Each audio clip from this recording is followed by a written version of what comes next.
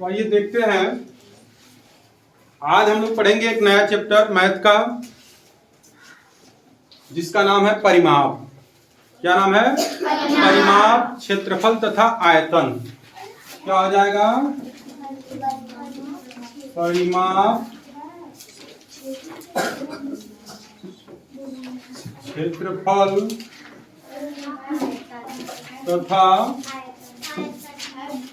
आयतन। परिमाप, क्षेत्रफल तथा आयतन चैप्टर हम लोग पढ़ेंगे। इसमें भिन्न भिन्न आकृतियां आती हैं और उन आकृतियों का कभी परिमाप पूछ देता है, कभी क्षेत्रफल पूछ देता है और कभी आयतन पूछ देता है। कुछ आकृतियां जैसे यहाँ पे मान लो, ये कौन सी आकृति हो गई? ट्रायंगल। ये कौन सी आकृति हो गई? रेक्टेंगल। ये कौन सी आकृति हो गई? स्क्वायर। ये कौन सी आकृति हो गई? सर्कल। इसी तरीके से ये कौन सी आकृति हो गई? इसको हम लोग पंचभुज बोलते हैं। क्या बोलते हैं? पंचभुज। 5 भुजाएं जिसकी होती हैं और 6 भुजाएं होंगी तो खष्टभुज। इसी तरीके से बहुत सारी आकृतियां होती हैं। तो त्रिभुज का परिमाप, त्रिभुज का क्षेत्रफल, त्रिभुज का आयतन, यहाँ इसको बोलते हैं आयत, हिंदी में इसको बोलते हैं आयत, और इसको बोलते हैं वर्ग, और इसको बोलते हैं वृत्त। सर्किल इंग्लिश में बोलते हैं और हिंदी में बोलते हैं वृत्त। तो इस तरीके से इनका अलग अलग क्षेत्रफल, अलग अलग आयतन, अलग अलग परिमाप हमसे पूछता रहता है। और त्रिभुज जब आता है तो इसमें कोण भी पूछ देता है। त्रिभुज जब आता है तो इसमें कोण भी पूछ देता है। तो आज हम लोग त्रिभुज से ही स्टार्ट करते हैं और कोण से ही स्टार्ट करते हैं, ठीक है ना? कोण भी हमसे पूछता है।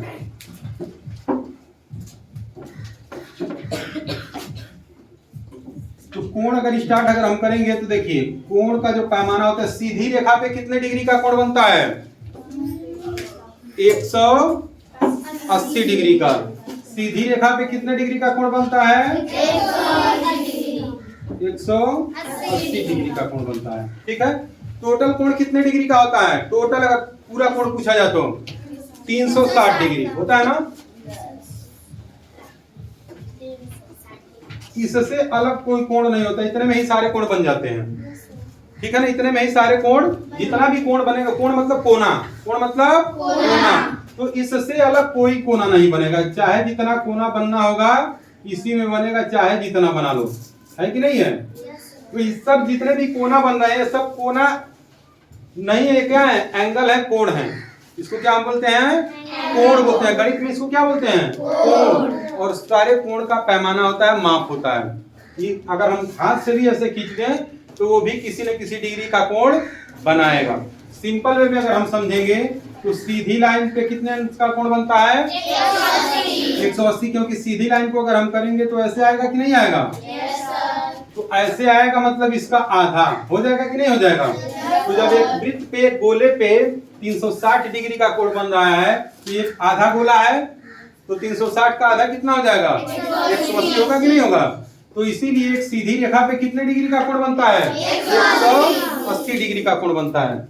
इसीलिए सीधी रेखा पे कितने डिग्री का कोण बनता है? 180। और जब इसी को हम दोनों साइड से मिला देंगे तब कितने का बन गया? 360। क्योंकि अब इधर से भी 180 डिग्री हो जाएगा, इधर से भी 180 डिग्री हो जाएगा। तो ये टोटल कितने डिग्री का हो जाएगा? 360 डिग्री का हो जाएगा। इसकी बात समझ में आ गई? अब देखिए, जैसे इसी को अगर ऐसे पूछ दे,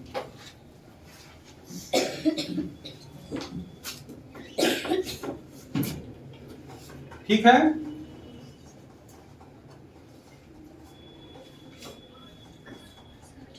और इसको दे दे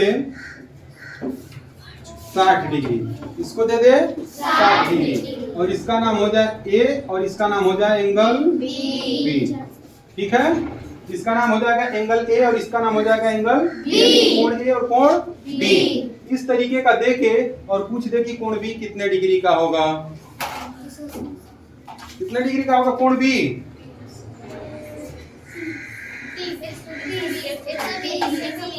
120। क्योंकि ये टोटल कितना हो रहा है? 180। टोटल कितना होगा इसमें? सीधी लाइन का टोटल कितना कोण बनेगा? 180 डिग्री का। तो 180 डिग्री में 60 डिग्री का तो ये बन गया है, तो ये टोटल कितने का बनेगा? 180 डिग्री। तो 180 डिग्री में से 60 माइनस कर देंगे तो कितना हो जाएगा 120 डिग्री का। तो बी वाला जो एंगल होगा, एंगल बी बराबर 120 डिग्री हो जाएगा कि नहीं हो जाएगा। तो इस तरीके से कभी कभी प्रश्न नवोदय विद्यालय में पूछ देता है।